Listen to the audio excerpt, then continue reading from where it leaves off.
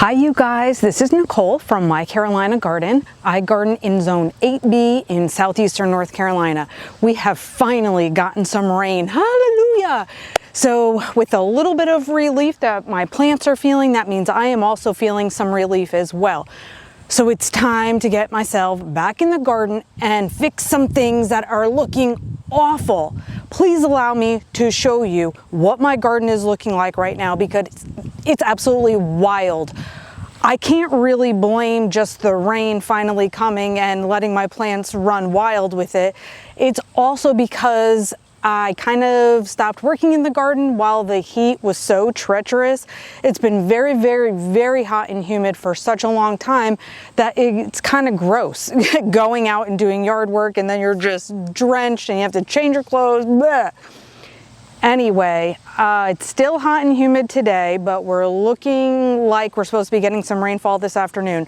So I figured if I could show you my garden, show you 3 problem areas that absolutely have to change, and then maybe we can get into changing some of that stuff today before the rain comes, and then let it all get watered in.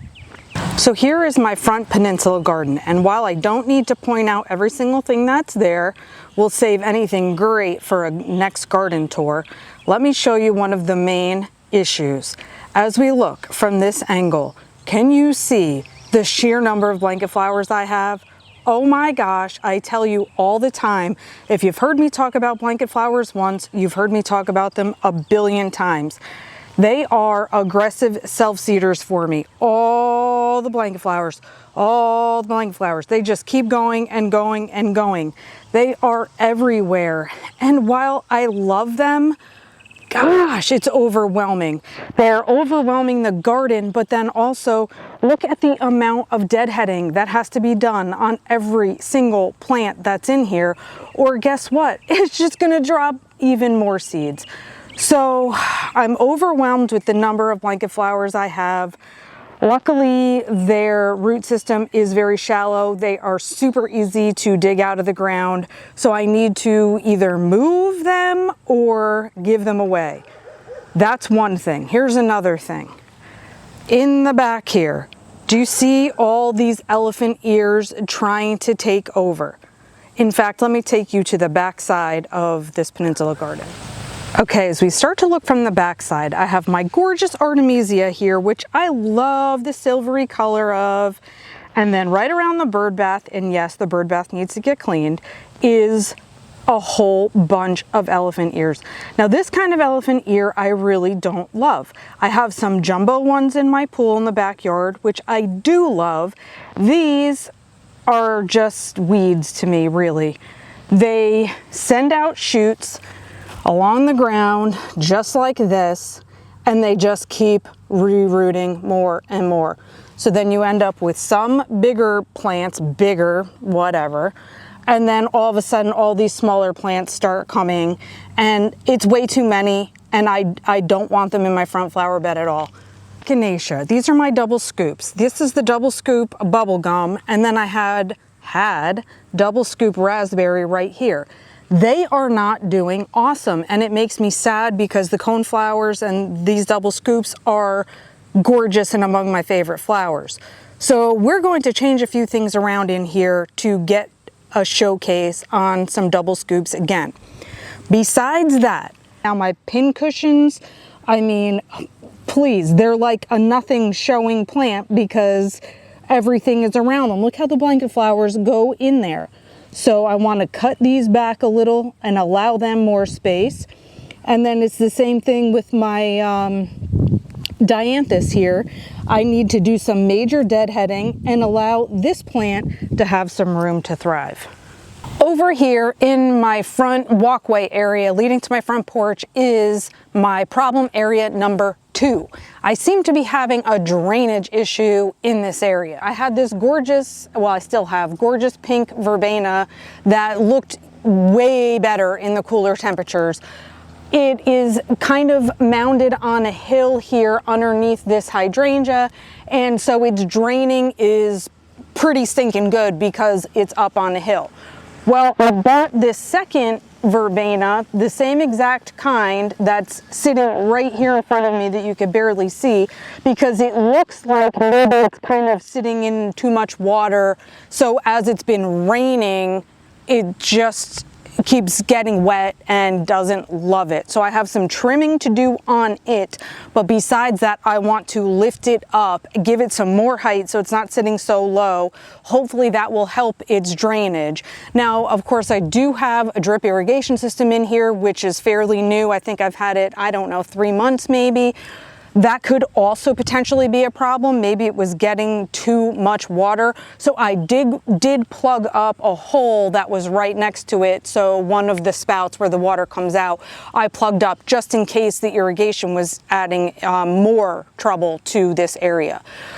I had a Grace Ward Lithidora here. I already showed you how it just basically turned into nothingness. It's crispy and gross. That needs to come out. So we just need a little bit more rearranging in this area, because honestly, it's looking a little gross for my front walkway. This is where people pull into the driveway and then they have to step right beside this, and things are kind of looking cruddy. So this is area number 2. Welcome to my other problem area. So this one isn't as much of a problem as like the Peninsula garden that I have. It's like really wild and overrun with too many of the same things. The problem over here is I have 0 color right now. So what happens is I have gorgeousness going on in this garden for the first part of the year. I have azaleas here that bloom gorgeously in the spring. All of this creeping moss phlox that drapes and just spreads like a ground cover also blooms amazingly in the spring. My great summer showers in this garden are all the plethora of lilies that I have on both sides. Daylilies, stargazers, tiger lilies, but alas, their blooming time is over. So now I have nothing happening, and I won't have anything until my asters that are here that are purple. They have buds on, I mean, they have some flowers on them right now, but they're not very noticeable and they're not very showy. So that's kind of my fall color.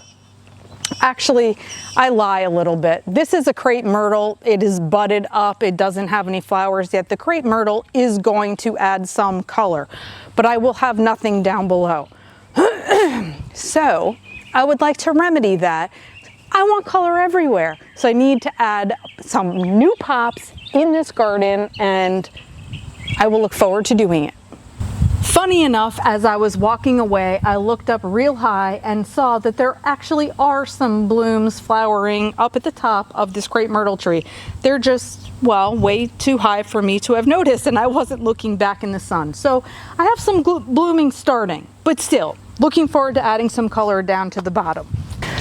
I'm feeling like a lucky gal today, because even though I have some areas that have some troubles and I'm going to be fixing them, I did some plant and flower shopping this morning.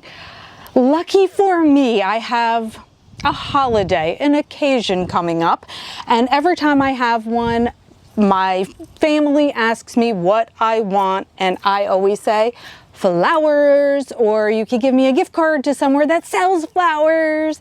So I was able to head out and pick out a number of things that I want. So in order to get my Peninsula garden in the front looking awesome, I need to remove especially the blanket flowers and elephant ears, and then I want to pop some new fresh color back in there. So I got me 2 new double scoop echinacea plants. This is Raspberry Deluxe. So I am going to make sure that these guys thrive in there and forget all any troubles I may have there right now. I'm forgetting. I'm just going to add in the double scoop raspberries. I think also these are Chinese asters. I have never had Chinese asters before, and I actually had to use my plant app at the garden center because this plant was not labeled. So if you think I'm wrong and it's not a Chinese aster, please tell me. But I wanted some additional color that was like this. We'll get back to color in a moment. And also the fact that this should be blooming through the fall. that was another really good thing, because you know how it is, your gardens shift around and sometimes of the year you don't have color, just like my problem area number 3. So the asters are going to be something I'm adding in. Into the backyard, problem area number 3, where I don't have any color currently, this is what I would like to do. More plants I have never had before. So first of all, this is a Rudbeckia Sunbeckia Ophelia. So this Rudbeckia is different than the other kinds of black-eyed Susans that I have. This has what they call a lime green center in the middle of all this vibrant yellow. So this is one thing that's going to go back where I have no color right now. But the second thing, it's something I've never had. Shoot, I hope I took one. Okay, yeah, I did. I was gonna say, I hope I took one with a tag so I could remember. This is Cottage Rose Straw Flower. I've never had a straw flower ever, and these are all just beginning to open up, but it looked like it was gonna be super cool, so I picked it. It says it wants full sun. Well, yay me, because everything I have is full sun. And it says 8 to 12 inches high, and I don't know, it is, I have to check the hardiness zone again. That's on my phone. I had to look it up because it doesn't say that on the tag. Does it? No. But I know it was hardy in my area because that's why I picked it. I am a big perennial girl. I love perennials. Don't give me too many annuals because it's too much work. Let me show you two more things that I found, purchased, and have never had before. This is, please let me have the tag, yes. This is Autumn Colors, Black-Eyed Susan Rudbeckia, Autumn Colors. This one is very different from, again, the other Black-Eyed Susans that I have. And while I steer clear of yellow sometimes because my gardens get very yellow in the summer, especially with the number of Black-Eyed Susans I already have, I wanted to pick 2 different kinds of yellow plants that don't look the same. So with the green centers of this one, and it's got very light colored green leaf in comparison to my others, and then this one with the fall colors, I was just in love. And as I said, special occasion, I got to pick out what I wanted, and this was it. And the final item that I picked up today, and I have never had, this is a Mangave. Oh, 50% off. I found it on a 50% off table. The tag is sort of crumbling. Mangave Pineapple Express. Now, when the person at the garden center and myself looked up this Mangave, it says it is hardy in zones 8, 9, and 10. I'm in zone 8B. And so we decided it would probably survive here, though it probably is going to depend on how our winters go. It really doesn't want to survive below 20 degrees Fahrenheit. Generally speaking, our temperatures don't get below 20 degrees, but you never know. I haven't had a Mangave before, as I said, and it does look like there are 2 pieces in here, 2 plants maybe. So once I get this out of the pot, I will see if I can maybe divide them up. Maybe that might make a difference. I'll put, oh, sorry, fuzzy. Put them in 2 different spots, or maybe one in a container, so then I have more chance of at least one of these surviving. So we're gonna see about that. But I love my plant haul, and I am so excited to start getting some stuff in the ground after I get some ice water, because it is blazing hot with this t-shirt on.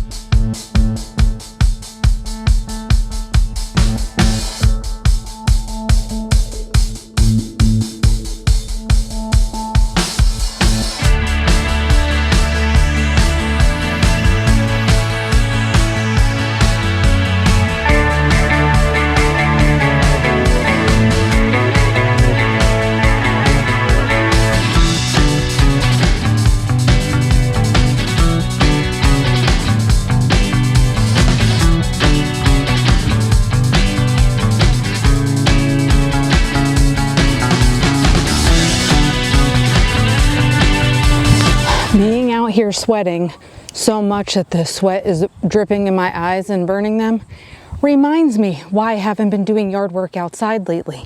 However, I've cleared a beautiful spot here. I can now see my dianthus. It's a Super Trooper lilac on purple dianthus. I have one here and one on the other side that I wanted to clear a space for as well. I can see it. That makes me happy. I'm going to deadhead it. I'm going to deadhead the purple asters that are right here. And then these two double scoop raspberry echinaceas are coming in this spot.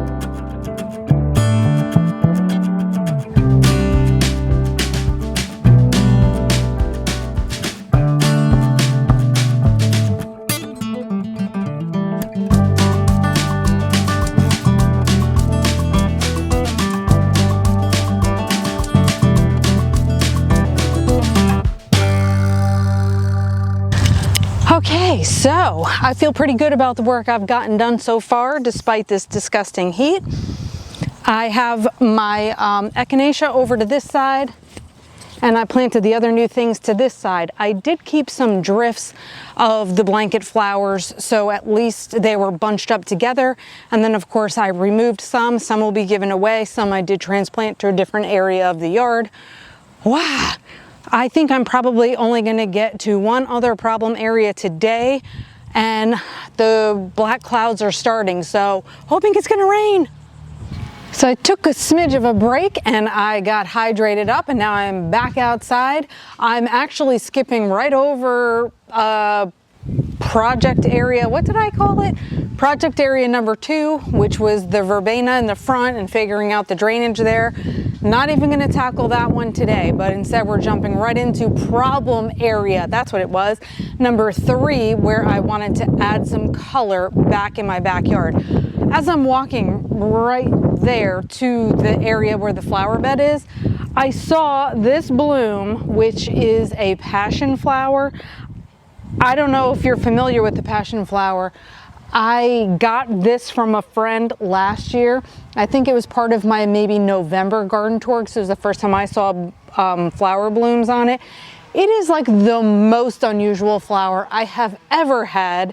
I didn't expect it to come back again, but its seed remnants or whatever must have stayed in this pot, and here it is. So I just wanted to point that out on our way over here for the next project. Okay, so we're over here in our next flower bed, problem area number 3, but being tackled as number 2. An interesting little find right here is the daylilies that I said were basically earlier summer bloomers, June into maybe the start of July. I can see some new buds that are up here. So now I'm like wondering which of my daylilies actually come back for a second flush. Apparently these are one of them. I knew the orange ones did. These are red with an orange center. So it looks like I'm at least gonna have a few of them. Not all of these are budded up, but I'll have a few more flowers. So we're gonna see about that. My drip irrigation maybe you can see right here on the ground. So I'm looking to essentially plant probably the yellow up higher and then the other one a little lower.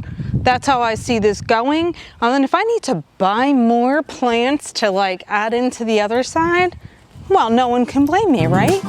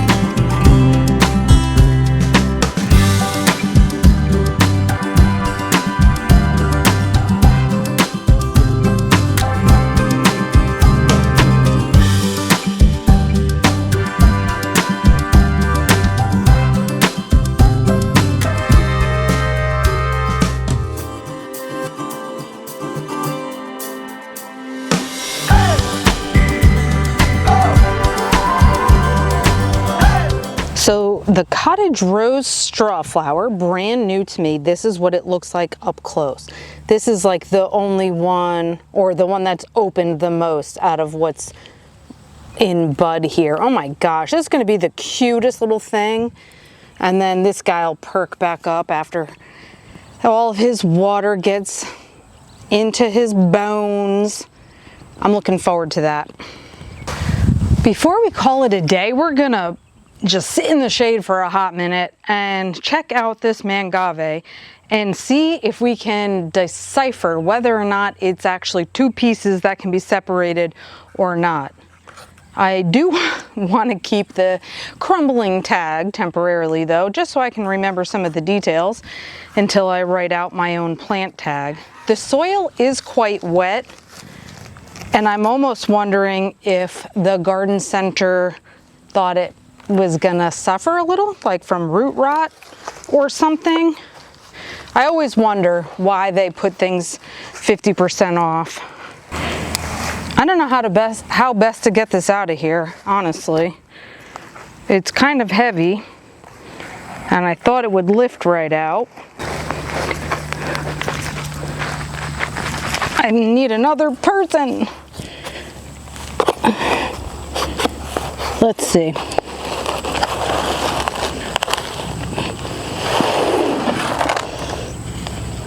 Okay, out of its pot it is. Now, this is just a little stake for its name tag, and I just want to kind of look on the side here and see if I can divide this up, or maybe I shouldn't. I don't know. I hate to do this and drop all the dirt to the side. I feel like I can separate it.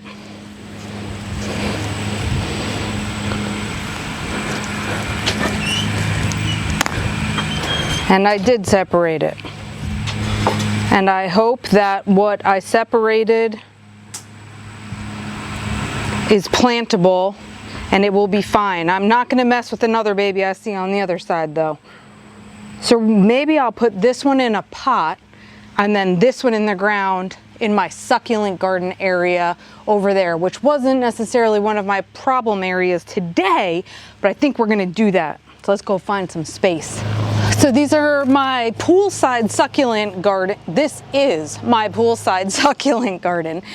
This is the baby mangave, so it just fit nicely into this kind of darkly colored terracotta pot. And since I have a bit of space over on this side, that's where it's gonna go. Have a little tiny hen and chick chick, I guess, right there.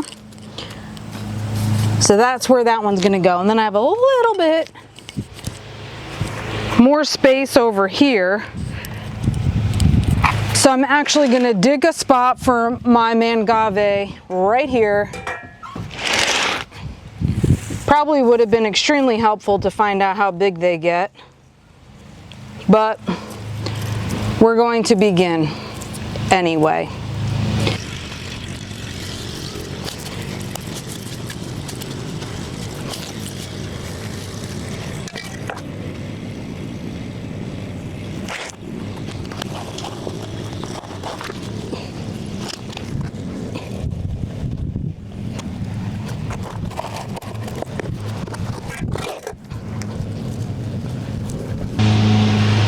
Let's say goodbye to each other from the shade of my rock garden.